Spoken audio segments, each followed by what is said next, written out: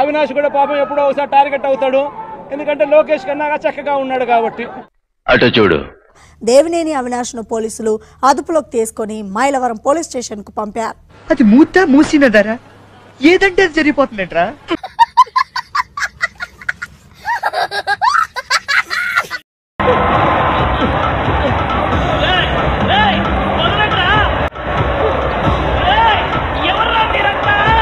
ప్రజాస్వామ్యం కూలిపోతా ఉంది అని చెప్పడానికి ఇవన్నీ నిదర్శనం. నీ అవతారం చూసుకున్నావా? ప్రతి కేసులోనూ కూడా వీళ్ళే బెదిరిస్తా ఉన్నారు, అవతలోడు బెదిరిస్తా ఉన్నాడు అని చెప్పి వీళ్ళే కేసులు పెడతా ఉన్నారు. ఇందుకు వైసీపీ నేత దేవినేని అవినాష్ మూకలతో కలిసి తిరువూరుకు వెళ్లే ప్రయత్నం చేశారు. ఏంటాది గారు, ఎంత పని జరిగింది? మహా దుర్మార్గులు అందరూ కలిసి మిమ్మల్ని ఈ స్థితికి తీసుకొచ్చి వదిలేశారే.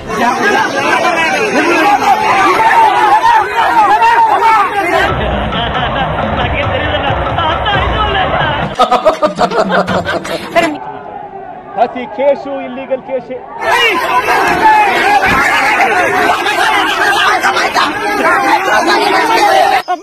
గులాబ్ జాములు కలగలాడిపోయాయిరా. దాన్ని తలుచుకుంటేనే నా వల్ల కావట్లేదురా తండ్రి. తలుచుకోక పడుకో. రౌడీ మూకలను టీడీపీ నాయకులు కార్యకర్తలు అడ్డుకున్నారు. వారి దెబ్బకు అక్కడే దేవినేని అవినాష్ అతడి మూకలు ఆగిపోవాల్సి వచ్చింది.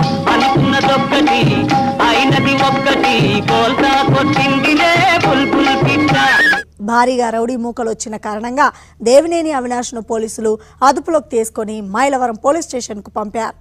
అయిపోయింది, అంతా అయిపోయింది, ఇప్పుడు ఏం చేయాలి?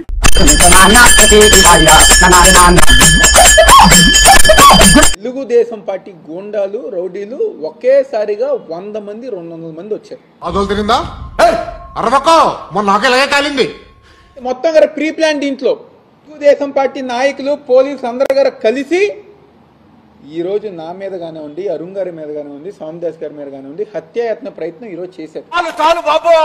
నాటకాలు చాలా చూసావులే మేము. 200 మంది దాదాపుగా కారు చుట్టూ గారు గుమ్ముగూరి కారు లేపటాలు, అద్దాలు పగలగొడతాలు, దాదాపుగా 2 గంటల సేపు మేము కారులో ఉన్నాం. కాసేపు ఊపిరి బిగబట్టు, పోతాయి ప్రాణాలు, దరిద్రం వదిలిపోద్ది. ఆ 2 గంటల గారు అక్కడ ఉన్న పోలీసు వాళ్ళు ప్రేక్షక పాత్ర. ఎవరిని ఆపట్ల, బాధపడకండి, అర్థమైన చూసుకోవడానికి 7 గంటల ఉన్నాడు కదా, ఎవరిని వెళ్ళిపోమని చెప్పట్లా, పైపెచ్చి మమ్మల్ని అరెస్ట్ చేశారని చెప్పని మాకు నోటీసులు వస్తున్నారు. నోటీసులు గారే వాళ్ళ ఆ నిమిషం అక్కడే మీరు అరెస్ట్ అని చెప్పని మమ్మల్ని తీసుకెళ్తానికి ప్రయత్నించారు. అరే నిజం చెప్పురా, నీ ముఖం చూస్తుంటే నాకేదో తేడా కొడుతుంది, ఏదో తీటేసం వేసుంటావు. ఏం చేసినావు చెప్పు. ఏంటి ఈ పద్ధతి? రౌడీలతో గూండాలతో ఇది మానిటరింగ్ చేసేదంతా గారా? ఆయన వెళ్ళి ఆయన కొట్టాలని ఉంది, ఇప్పుడు వెళ్తున్నా. ఆయన కొట్టిన తర్వాత మళ్ళీ వచ్చి మీకు ఇంటర్వ్యూ ఇస్తా. విడుదల రజనీ గారి గురించి ఎక్కువ చెప్పుకోవాలి. ఎవరిమే సైబరాబాద్ మొక్క ఏమైంది? చివరికి ఎటో వెళ్ళిపోయింది. అంటే లంగమ్మ వారి మరిదిని అరెస్ట్ చేశారు, ఒక బెదిరింపు కేసులో అరెస్ట్ చేశారు. మరిదిని అరెస్ట్ చేస్తే మాత్రం విడుదల రజనీ గారు ఎక్కడ కనిపించలేదు, ఎక్కడికి రాలేదు కూడా. చూస్తున్నా, అన్ని అబ్జర్వ్ చేస్తున్నా, ఆ మాట కూడా ఎత్తలేదు. అంటే అది ఇప్పుడు వారి పిఏ శ్రీకాంత్ రెడ్డి గారిని అరెస్ట్ చేస్తే గగ్గోలు పెడుతున్నారు, ఒక గయ్యాలి లాగా. పాత నేను మరీ అంత ఎదవలా కనపడుతున్నారా? ఓ మాదిరిగా కూడా కనపడలేదా? కాలపు సూర్యకాంతం గారు ఎలా ఉన్నారో అలా మాట్లాడారు. అసలు పిఏ గురించి అంత గొడవ ఎందుకు? మరిదిని అరెస్ట్ చేస్తే మాట్లాడని రజనీ గారు పిఏని అరెస్ట్ చేస్తే అంత గోల చేయాలా? అసలు